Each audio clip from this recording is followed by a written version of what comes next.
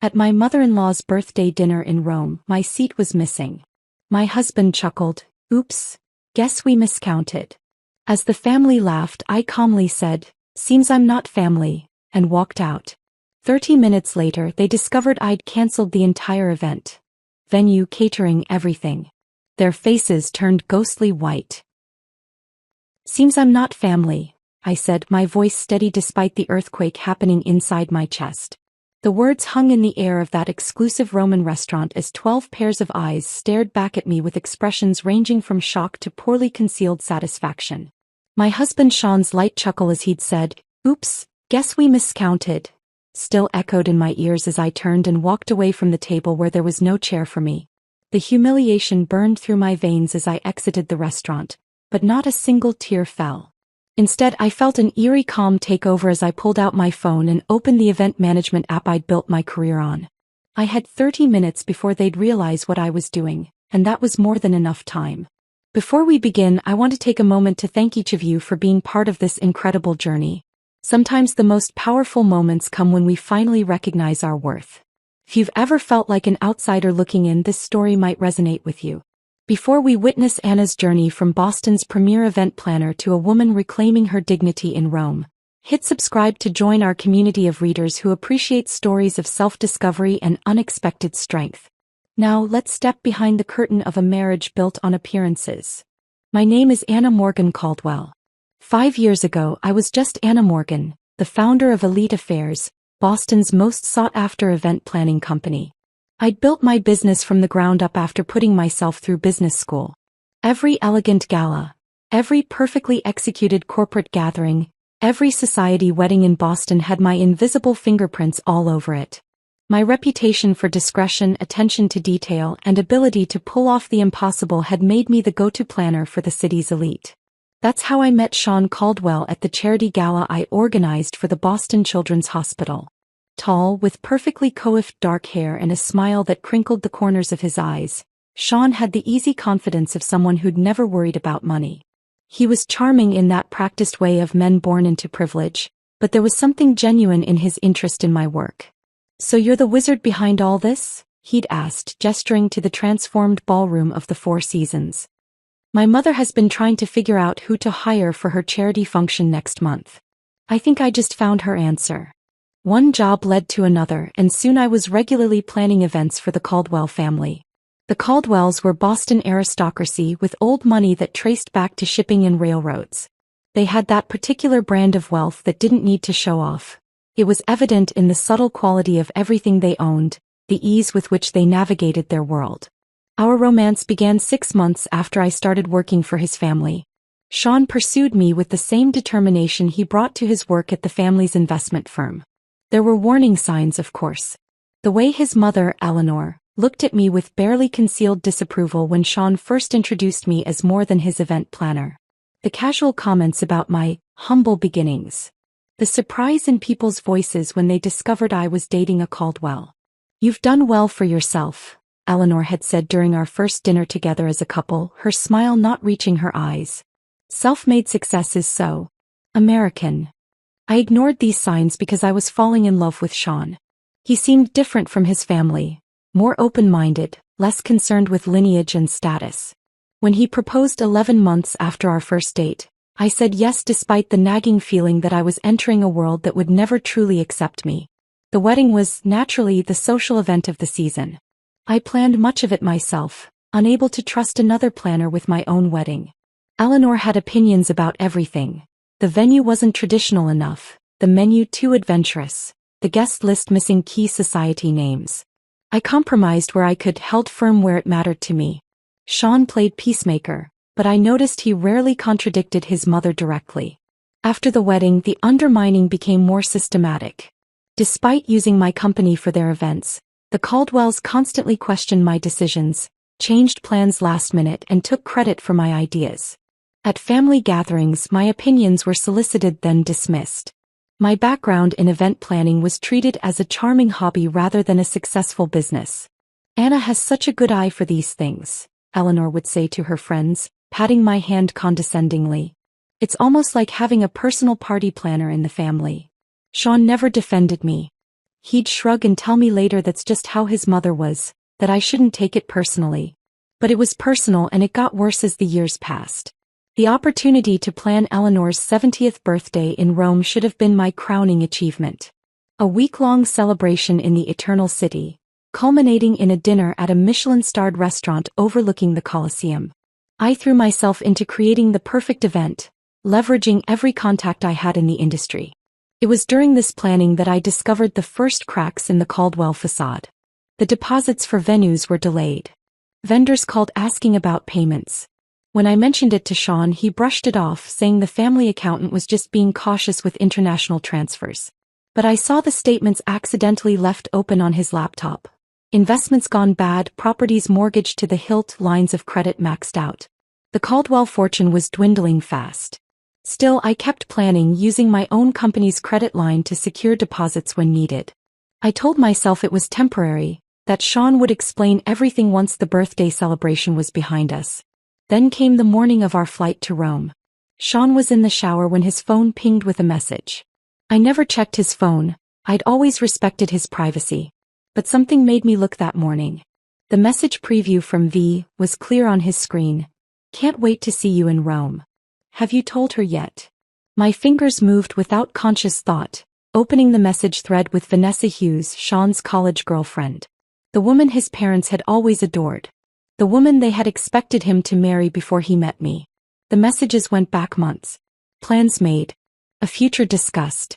And yes, a baby, their baby, due in 4 months. I took screenshots, forwarded them to myself, then deleted the evidence from his phone. I packed my bags, plastered on a smile, and boarded the flight to Rome with my husband and his family. Now, standing outside that restaurant in Rome, I made my choice. I wouldn't confront Sean before the dinner. I would let events unfold. And when they did, I would be ready. Our flight landed at Fiumicino Airport just as the golden Italian sunset painted Rome's skyline. I'd arranged private transportation for the entire Caldwell entourage. Sean's parents Eleanor and Richard, his sister Melissa with her husband Grant, his brother Thomas with his wife Claire, and 2 sets of aunts and uncles. The convoy of sleek black Mercedes vans waiting at the terminal should have impressed them. Instead, Eleanor's first words stepping off the plane were, "I thought I'd specified the hotel cars, Anna. These seem rather generic." I bit my tongue as I had countless times before. The hotel had a scheduling issue. "These are actually from Lux Transport. They service most of the diplomats in Rome." My explanation fell on deaf ears as she was already discussing something with Richard, their heads bent together in that conspiratorial way that always excluded me. The Hotel de Russie welcomed us with the 5-star treatment I'd meticulously arranged. Champagne flowed in the private lounge while bellhops whisked away our luggage. I'd spent months securing the perfect accommodations, selecting suites with the best views, arranging welcome baskets filled with Italian delicacies, and planning personalized schedules for each family member. Eleanor barely glanced at her itinerary before setting it aside. "We'll just play it by ear," she said, waving away weeks of careful planning. "The family knows Rome quite well." Our suite was magnificent. A terrace overlooking the Spanish Steps, fresh flowers in every room, and a bottle of Sean's favorite Barolo breathing on the sideboard. But the moment we entered, Sean's phone buzzed and he stepped onto the terrace, speaking in hushed tones. "Work?" I asked when he returned. "Just some investment issues," he replied, not meeting my eyes. "Let's get ready for dinner." The welcome dinner I'd planned at a charming trattoria in Trastevere became the first clear sign of my exclusion. Somehow, the seating arrangement shifted just before we arrived, and I found myself at the far end of the table, separated from Sean by his cousin and aunt. Throughout the meal, inside jokes flew across the table, stories of previous family trips to Italy from which I'd been absent. When I attempted to join the conversation about the week's planned activities, Melissa interrupted. "Oh, Anna, we've actually decided to do some family shopping tomorrow instead of the Vatican tour." "Family shopping?" I asked. "You know," Eleanor interjected smoothly, "just some tradition we have. You'd be bored, dear. Why don't you use the time to check on the birthday arrangements? That's your expertise after all." The pattern continued throughout the next few days. I'd wake to find Sean already gone, a hastily scribbled note about meeting his father for breakfast. The family would disappear for hours on impromptu excursions, that somehow everyone knew about except me. Whispered conversations in corners of the hotel lobby abruptly stopped when I approached. Dinner reservations mysteriously changed to accommodate old friends, who happened to be in Rome. Friends who looked at me with barely disguised curiosity, as if assessing how I was handling what was coming. On the third morning, opportunity presented itself when Sean rushed to meet his brother, leaving his briefcase unlocked. The documents inside confirmed my worst fears. Draft separation papers prepared by the Caldwell family attorney, dated 2 months earlier. A proposed settlement offering a pittance compared to what I was entitled to, and most damning, a script, an actual script outlining how Sean would announce our impending divorce at his mother's birthday dinner, presenting it as a mutual decision reached amicably. My hands trembled as I photographed each page with my phone. There it was in black and white, the perfect stage-managed exit of the unsuitable wife, timed for maximum public impact yet minimum social embarrassment for the Caldwells.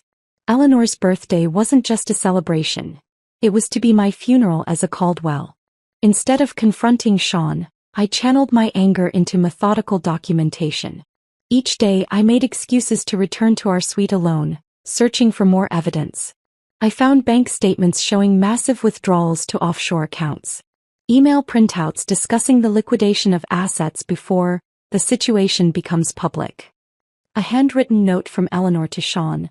Once this unpleasantness with Anna is behind us, Vanessa will be welcomed back properly. My professional mask remained firmly in place as I continued overseeing the birthday preparations. I confirmed floral arrangements, met with the restaurant manager, approved the custom menu cards, all while collecting digital breadcrumbs of the Caldwell's financial house of cards. When anyone asked why I seemed distracted, I blamed last-minute event details. In reality, I was building my arsenal. The morning of Eleanor's birthday dawned bright and clear. I woke early, slipping out of bed without disturbing Sean. The day's schedule was packed. A private morning tour of the Borghese Gallery, lunch at a vineyard outside the city, then returning to the hotel to prepare for the evening's grand dinner. As the event planner, I needed to arrive at the restaurant early to ensure everything was perfect. I was in the hotel's business center, printing final confirmations, when I overheard Eleanor's voice from the adjacent concierge desk. The dividing wall was thin and her imperious tone carried clearly. There will be 12 seats, not 13, she instructed someone over the phone. I don't care what the original reservation says. The seating chart I sent is final. Pause. Then, no, that won't be a problem. The arrangement has been discussed with my son. His wife will not be staying for the dinner. A family matter, you understand. No need for questions when she leaves. My blood turned to ice as the pieces clicked into place. The missing seat wasn't an oversight or last-minute adjustment. It was the centerpiece of their plan. A public humiliation designed to make my exit look like my choice rather than their orchestration. I closed my laptop, gathered my papers, and walked to the elevator with measured steps. Inside, I pulled out my phone and began making a new set of arrangements. If the Caldwells wanted a memorable birthday dinner, I would ensure it was unforgettable. Just not in the way they had planned.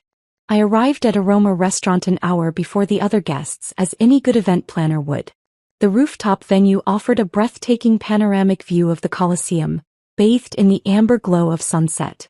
I personally inspected every detail, from the hand-calligraphed place cards to the arrangement of Eleanor's favorite white peonies and roses.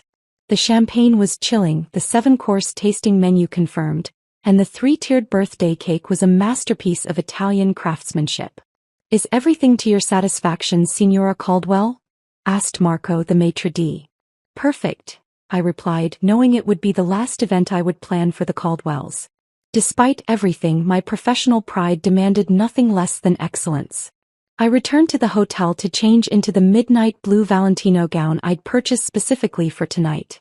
As I applied my makeup with steady hands, I studied my reflection. 5 years of trying to fit into a world that was determined to reject me had taken its toll, but not in the way the Caldwells might have hoped. Instead of breaking me, they had hardened my resolve. The Caldwell family had arranged to meet in the hotel lobby before departing together for the restaurant. I arrived precisely on time to find them all waiting, Eleanor resplendent in vintage Chanel, her diamond necklace catching the light. Sean's eyes widened slightly when he saw me, perhaps remembering what had attracted him to me in the first place. or perhaps calculating how soon he could be free of me. "Anna, darling, you look lovely," Eleanor said, air-kissing near my cheeks. "We're just waiting for the cars." The drive to the restaurant was short, filled with artificial chatter about the day's activities from which I'd been excluded. As we ascended in the elevator to the rooftop, Sean placed his hand at the small of my back, a gesture that once felt intimate but now seemed performative for the benefit of the elevator attendant. The doors opened to reveal the stunning terrace I had designed, transformed into an elegant dining space under the stars. The Colosseum stood illuminated against the night sky, a testament to both grandeur and the inevitable fall of empires. How fitting. Eleanor entered first, greeted with enthusiastic applause from waiting family members. One by one, everyone moved toward the large round table I had specified, a table that should have seated 13. I followed behind Sean, who moved purposefully toward his assigned seat next to his mother. I approached the spot where my place card should have been, only to find nothing. No chair, no place setting, no acknowledgement that I existed. For a moment I stood frozen, the perfect tableau of confusion. Around me, conversations continued as everyone settled into their seats, studiously avoiding my gaze. The wait staff, who had confirmed the seating with me just hours earlier, looked uncomfortable but remained silent. "Is something wrong?" Eleanor asked innocently, her voice carrying just enough to draw everyone's attention. "There seems to be a mistake," I said, my voice calmer than I felt. "My place setting is missing." The meticulously choreographed scene unfolded exactly as they had planned. Furrowed brows. Exchanged glances. Sean half rising from his chair, a performance of concern that never reached his eyes. "That's odd," Melissa said, examining the table. "Did someone count wrong?" Richard cleared his throat. Perhaps there was a miscommunication with the restaurant staff. Then came Sean's line, delivered with a practiced casualness that made my skin crawl. He chuckled, and said, "Oops, guess we miscounted." The family laughed, not uproariously, that would be too obvious, but with the gentle amusement of people sharing an inside joke. In that moment I saw it all with perfect clarity. The calculated humiliation, the public setting chosen to prevent a scene, the groundwork for stories they would tell later about poor Anna, who couldn't handle the pressure of Caldwell family life. My gaze moved slowly around the table, taking in each face. Eleanor, triumphant behind her birthday smile. Richard, uncomfortable but complicit. Melissa and Thomas, enjoying the spectacle. Their spouses, aware enough of the cruelty to look slightly ashamed but not enough to object. And Sean, my husband, the man who had once promised to stand by me against the world, watching me with detached curiosity, like a scientist observing an experiment. I could have created a scene. I could have demanded a chair, exposed their plan in front of the waitstaff, made the kind of public display that would live in family lore for generations. That's what they expected, what they had prepared for. Eleanor would comfort Sean over his unstable wife, and the divorce narrative would write itself. Instead, I straightened my shoulders, lifted my chin, and delivered the line that would begin my reclamation of power. "Seems I'm not family." 4 words. Simple. Devastating in their truth. The smiles faltered. Sean's expression shifted from smugness to uncertainty. I had departed from their script. "I'll see myself out," I added, turning away with the dignity that had been my armor throughout my marriage. "Anna, don't be dramatic," Sean called after me, another line from their playbook. "We can fix this." I didn't respond. I walked through the restaurant, nodding politely to the staff who had witnessed my humiliation. In the elevator I finally allowed myself a deep breath, then another. By the time I reached the street my hands had stopped shaking.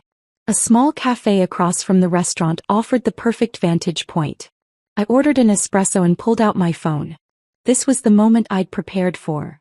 The 30 minutes of freedom while the Caldwells congratulated themselves on their successful ejection of the unsuitable wife. First, I sent a prepared email to Marco, the restaurant manager, with instructions that had been agreed upon as a surprise contingency, a common practice in high-level event planning. Attached was proof of my authority as the account holder and event coordinator, along with confirmation of immediate payment reversal. Next came the calls, to the vineyard scheduled for tomorrow's lunch, the private Vatican guide for the following day, the yacht captain for the Amalfi Coast excursion, the villa in Tuscany for the final weekend. One by one, I canceled everything, transferring the deposits I'd made with my own company's credit line back to my business account. With each cancellation, I felt lighter. The emails from Sean began arriving. First annoyed, then confused, then increasingly desperate as my tactics became clear. I ignored them all. 28 minutes after I had walked out of the restaurant, I finished my espresso and paid the bill. It was time for the final act. I stood, smoothed my Valentino gown, and walked back across the street to witness the moment when Eleanor Caldwell's perfect birthday celebration crumbled around her. I entered Aroma Restaurant through the service entrance, a route I had familiarized myself with during my earlier inspection. Marco, the restaurant manager, met me with a concerned expression. "Signora Caldwell, are you certain about this? It is most unusual."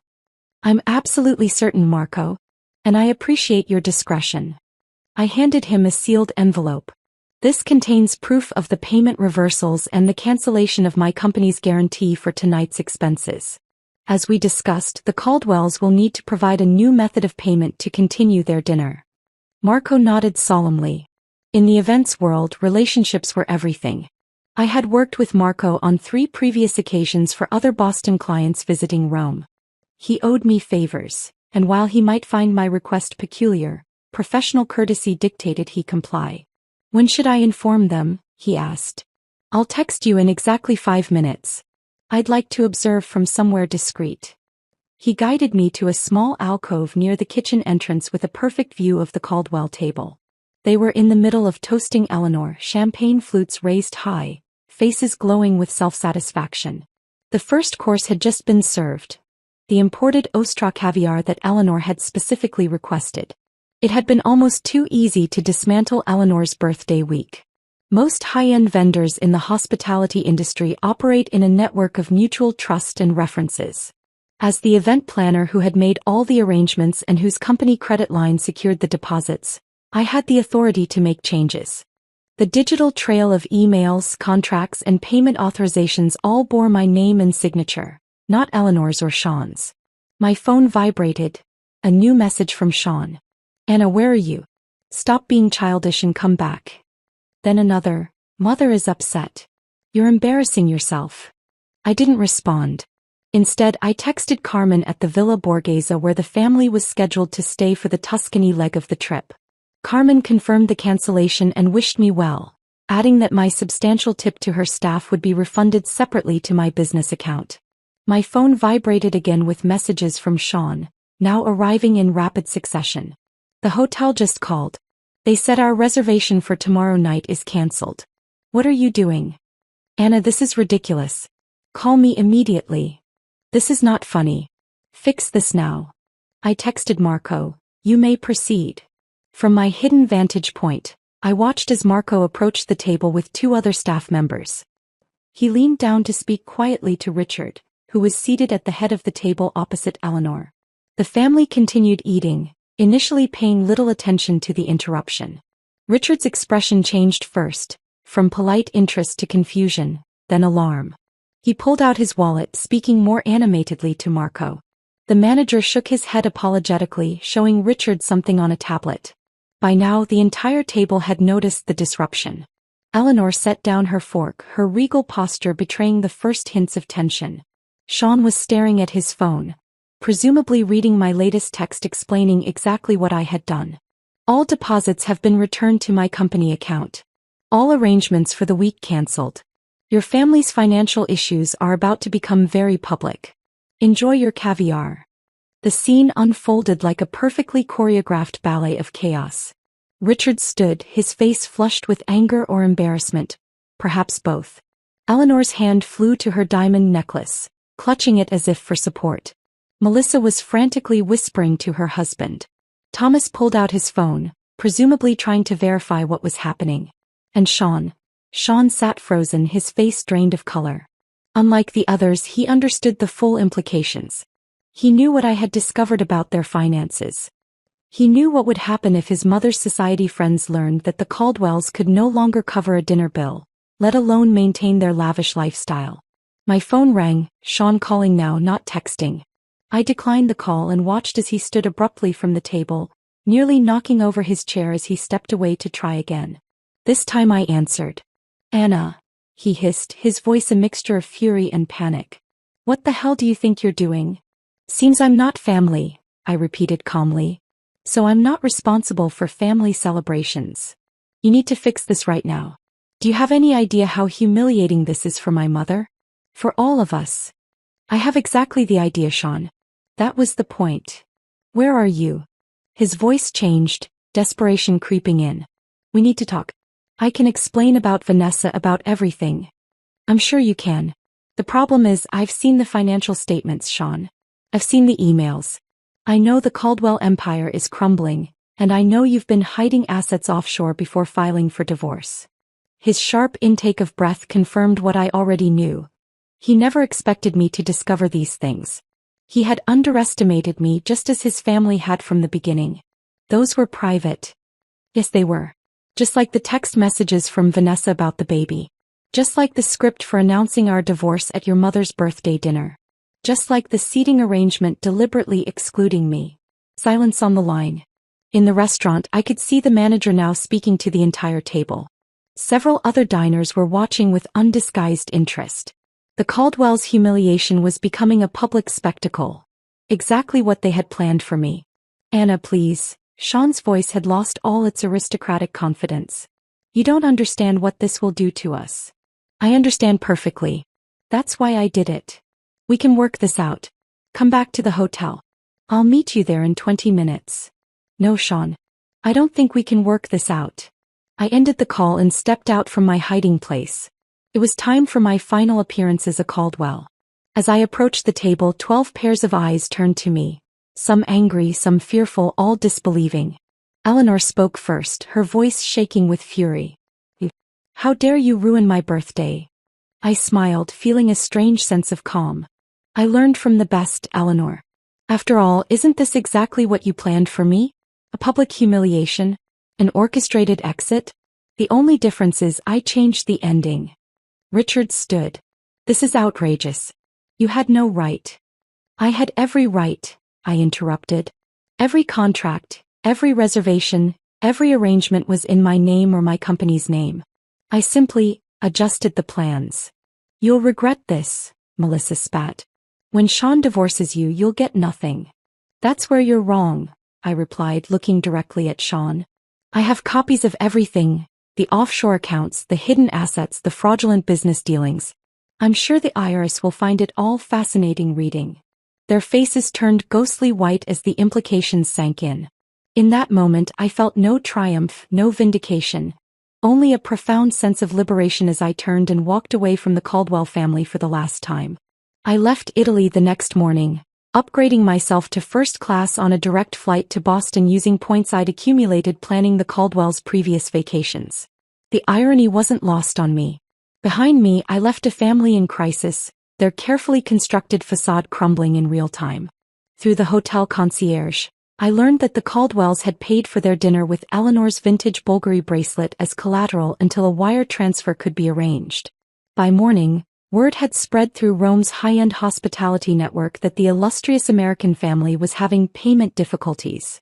The remaining vendors I hadn't personally canceled began requesting upfront payments rather than promises. My phone was flooded with messages, some threatening, others pleading. I read them during my layover in London, sipping Earl Grey tea in the British Airways lounge. Richard, this is actionable. Our lawyers will be in touch. Melissa, you've made the biggest mistake of your life. Thomas, did you really think you could humiliate our family without consequences? Eleanor's message was the most revealing. I always knew you were common. This vindictive display only proves what I've said from the beginning. But it was the succession of messages from Sean that told the real story of a family in freefall. First, you have no idea what you've done. My father had a minor heart episode. Is that what you wanted? Then, the Prescotts and Whitmores saw everything. Do you know what this means for our standing? Later, the hotel is demanding payment for the entire week up front.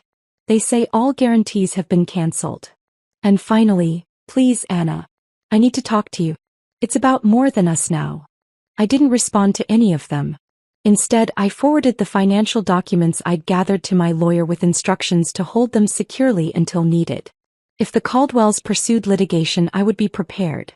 When I arrived home to our Beacon Hill brownstone, I hired a moving company to pack my personal belongings. I took only what was unquestionably mine: clothes, jewelry I'd purchased myself, my collection of first edition books, and the artwork I'd acquired before our marriage. Everything else, including the wedding gifts and items purchased jointly, I left behind. I wanted nothing that could tie me to the Caldwells' web of deceit. 2 days later, the Boston Globe published a small item in their society section: Caldwell Investment Group faces inquiry. The article mentioned financial irregularities and questions from investors. While it didn't make front-page news, it was enough to send ripples through Boston's social circles. Sean appeared at my new apartment unannounced 1 week after I returned from Rome. He looked haggard, the polished veneer of privilege replaced by genuine desperation. "You need to come home," he said when I opened the door. "This has gone far enough. This isn't a negotiating tactic, Sean. This is divorce." He stepped inside without invitation, running his hands through his disheveled hair. "The SEC is looking into father's accounts. 2 board members have resigned. Mother had to cancel her charity gala because 3 major donors pulled out." "That sounds like a Caldwell family problem," I replied. "Not mine." "It's your problem if I go down with the ship," he countered. "We're still married. My debts are your debts." I allowed myself a small smile. "Not when I have proof that you deliberately excluded me from financial decisions and hid assets with the intent to defraud me in divorce proceedings. My lawyer assures me that's enough to protect me." His facade cracked completely then. Sean sank onto my couch, head in his hands. "I never wanted it to be like this." "What did you want, Sean? To marry me for my event planning skills? To use me to manage your social calendar while you reconnected with Vanessa? To discard me when I was no longer useful?" "It wasn't like that in the beginning," he said quietly. "I did love you. But not enough to stand up to your family. Not enough to be honest about your affair." I sat across from him, feeling strangely calm. "When is the baby due?" His head snapped up. "How did you?" 4 months according to the texts I saw. "Congratulations." A heavy silence fell between us. Outside, rain began to tap against the windows of my new apartment. Smaller than our brownstone but mine alone, paid for with the proceeds from a business I'd built without Caldwell money or connections. "I'll give you whatever you want," Sean finally said. "Just hand over those documents and sign an NDA. Name your price." That was the moment I realized the Caldwells still didn't understand me at all. After 5 years, they still saw me as someone who could be bought, someone motivated by the same material concerns that drove their existence.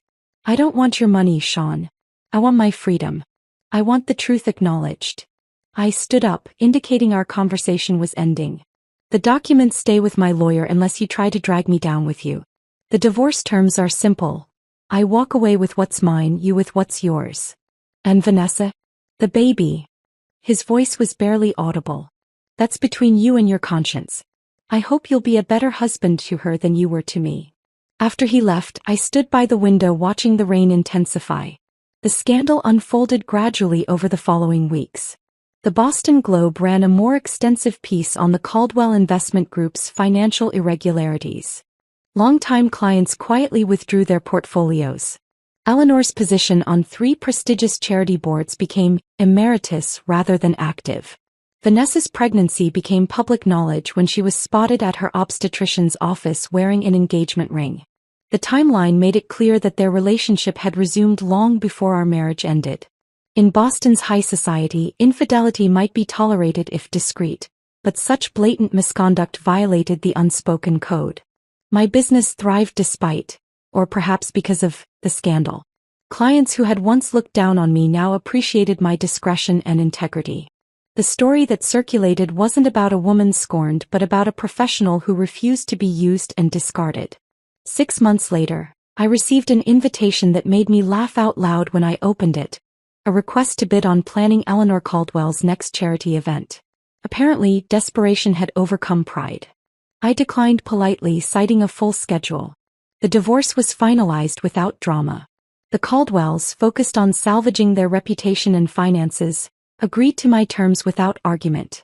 Sean and Vanessa married quietly, their daughter born 2 weeks later. I sent no gift. On the 1-year anniversary of that night in Rome, I found myself planning another event in Italy. A celebrity wedding on the Amalfi Coast. As I stood on a terrace overlooking the Mediterranean, phone in hand and vendors at my command, I realized something unexpected. I was happy. Not despite the collapse of my marriage but because of it. The Caldwells had tried to make me feel small, to reduce me to an accessory in their grand narrative. Instead, they had inadvertently freed me to reclaim my story. In losing what I thought I wanted, I had found what I actually needed. Not acceptance from a family determined to reject me, but the courage to reject a life built on appearances. I raised my glass to the setting sun, toasting the missing chair that had shown me exactly where I belonged.